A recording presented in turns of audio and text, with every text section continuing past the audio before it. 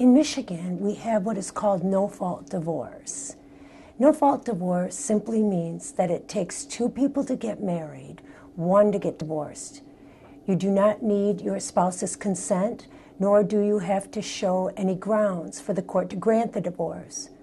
However, fault will be considered in determining the property settlement, together with a number of other factors.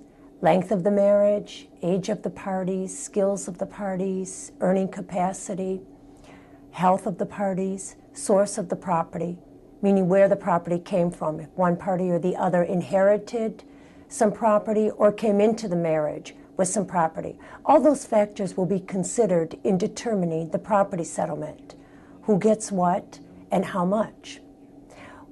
We at the Ambrose Law Group also deal with other issues regarding the family, and we know the family, when there's a breakdown in the family relationship, it's devastating.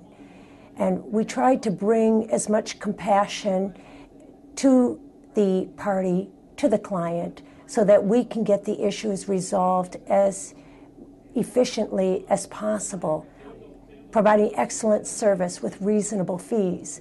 We also deal with custody, parenting time, child support, any other issues that may arise. We learned a long time ago that people don't care how much you know until they know how much you care.